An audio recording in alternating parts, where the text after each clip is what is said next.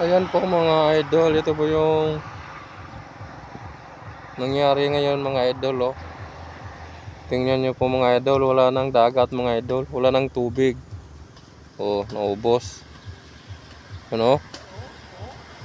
Tingnan nyo, ang layo, oh.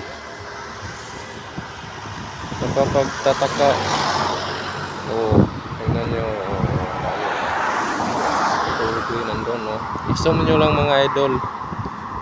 Makikita nyo na mga idol, oh.